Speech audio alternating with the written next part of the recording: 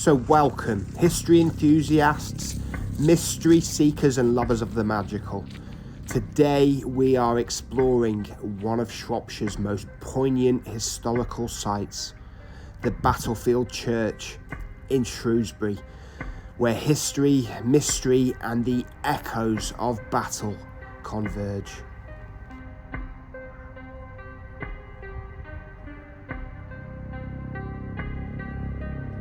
Located just 3 miles northeast of Shropshire's historic town of Shrewsbury, this church marks the site of the Battle of Shrewsbury 1403, where King Henry IV defeated Henry Hotspur Percy, a battle immortalised by Shakespeare in Henry IV Part 1.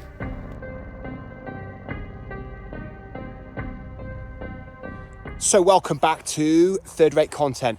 Today we are 3 miles to the northeast of Shrewsbury Town Centre. We are at Mary Magdalene Church, otherwise known as Battlefield Church, in an area that is steeped in history and tragedy, and it is thought that 1,600 lives of combatant soldiers were given around this area.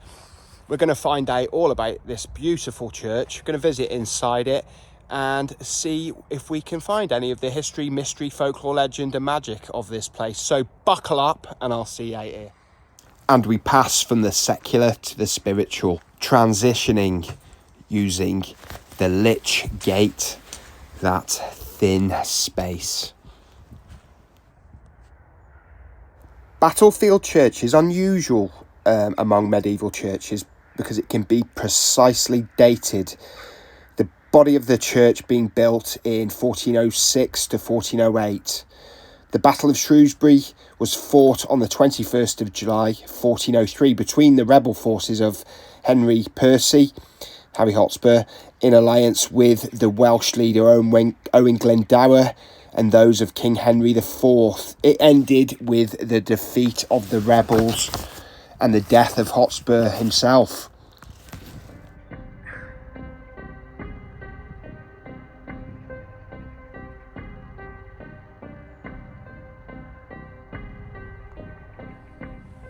Yeah, let's look at the outside of the church first. Now quiet, this was once a bustling centre for spiritual activity. It had a master and 6 chaplains and was a permanent chantry where prayers would be said for the fallen of the Battle of Shrewsbury. This actual church was built 5 years after the Battle of 1403, and it stayed like this until the 1500s, notably 1548, when the Reformation happened, inspired by Henry VIII, and these institutions like these were shut down, as we've said on other videos. The church then became a parish church, but it sort of did struggle as a parish church because in the 1700s the roof of the nave fell in, and it was quite some time before it was repaired. So it just shows you that this church did fall into neglect at various times in its history. In the gable at the east end of the chancel is a statue of Henry IV that we're looking at here, and it really puts over how richly this church is decorated externally and, as we'll see, internally.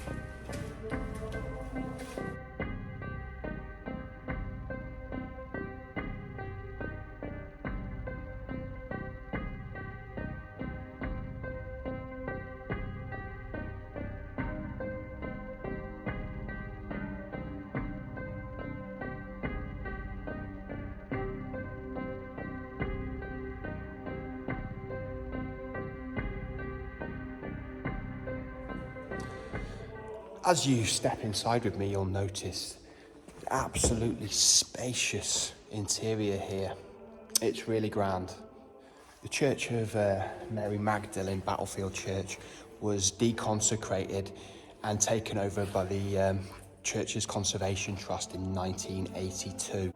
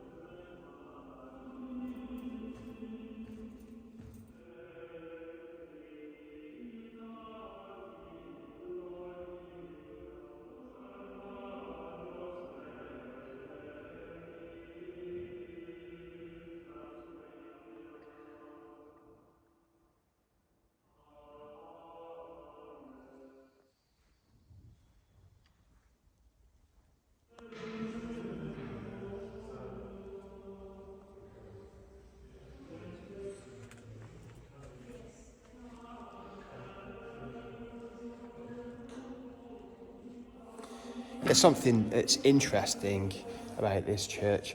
It really does show the overlap between architectural styles. You've got windows of the perpendicular and the decorated style. It does show you that the cut-offs between these sort of architectural eras wasn't cut and dried. There was a, like I said, overlap that went on for some time.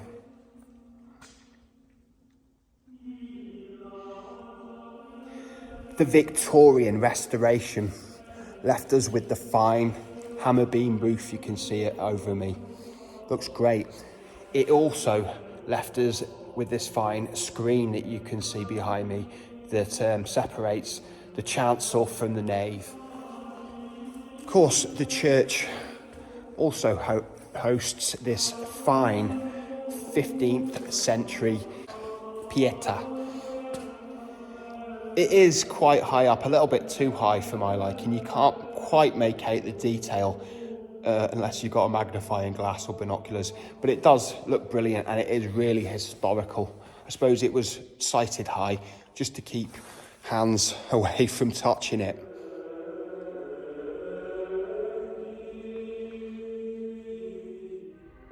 And I haven't got into the habit of saying it in the outro yet, but third-rate content is on Instagram. We're on there daily, loads of content, and it gives a whole new aspect to the channel. So if you're on Instagram, feel free to give us a follow, and I will follow back if you'd like. If your account's on public, I'll follow back, but if it's not, I won't. But thank you.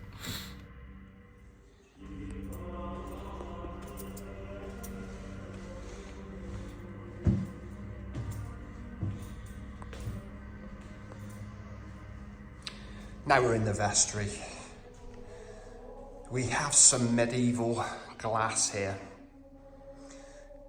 It's from Normandy in France. It includes depictions of historical figures like a 16th century king and a 15th century monk. This adds to the church's historical tapestry.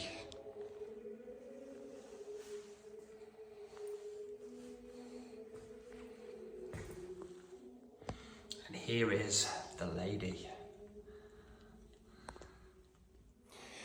The connection with Battlefield Church and the chapel at Sundorne Castle stems from when Battlefield Church was being renovated in the 1700s, 1749. The stained glass was moved temporarily and given to a local farmer, entrusted to a local farmer to look after. Unfortunately, the farmer's children, while the glass was in storage, And the sources I've got say either his children or his servants, they would get the blame, ended up breaking the glass and it was reduced to fragments. Some of these fragments later made it to the chapel at Sundorne Castle. And then when Sundorne Castle was pulled down in the mid-20th century, the fragments of glass were lost. And we currently don't know where they are in 2025. Hopefully somebody's got them somewhere and they haven't been completely destroyed. The fragments of it were retrieved. Some of them were sent to a church in Prees in North Shropshire, and some of them were sent to Sundorne Castle, as we said on that video. Unfortunately, we don't know what happened to the fragments, or we don't know right now. They may have been destroyed completely when Sundorne Castle was being brought down in the mid-20th century, or they could have gone into storage and been lost. At the moment in 2025, we don't know what happened to the fragments. Yeah, the contents of the stained glass contained a depiction of John the Baptist, a depiction of two crowned heads, and also a human head in a dish. I would very much have liked to have seen that, to be fair.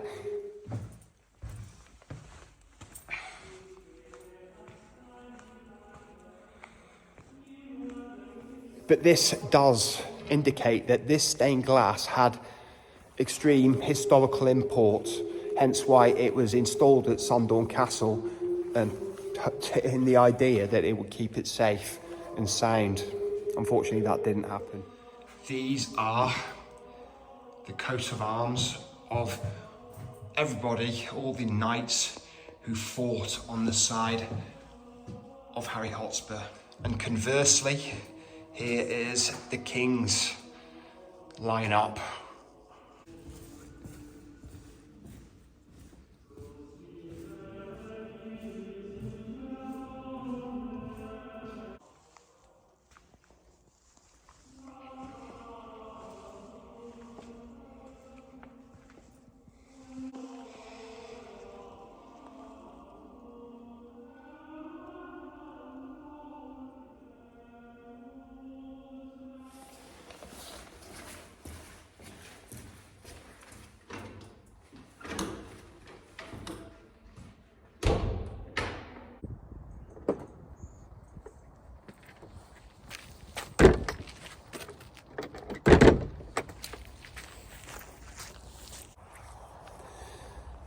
Yeah, Battlefield Church, its location, the isolation of it is palpable when you're having a walk around here. Even though Shrewsbury is very close and the Shrewsbury Crewe railway line is over there somewhere, there's an embankment in the way, so it just feels really isolated here.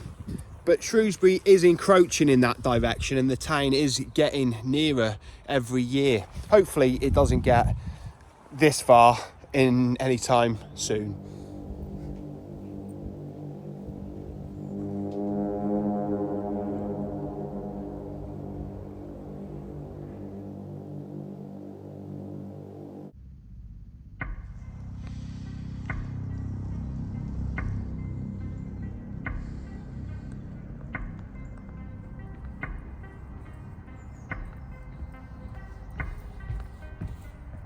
That is the railway embankment we were talking about earlier.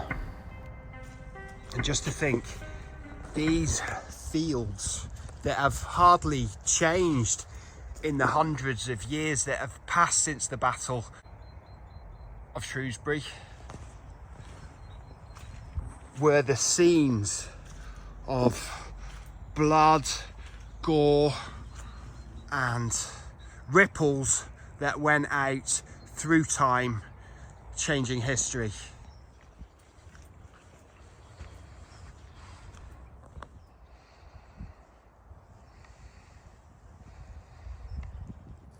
So thank you for joining us today on our visit to Mary Magdalene Church, also known as Battlefield Church.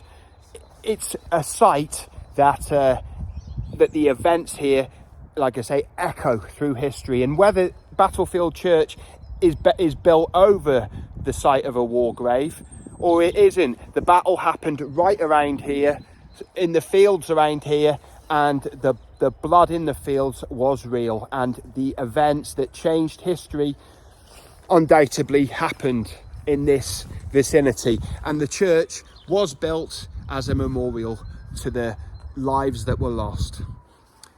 Anyway, if you did enjoy today's video and our journey through time, why don't you leave a like, subscribe if you haven't already, but thank you if you have, and hit the notification bell if you want to stay updated on all third-rate content goings on.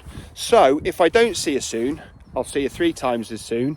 Third-rate content signing out. Bye bye.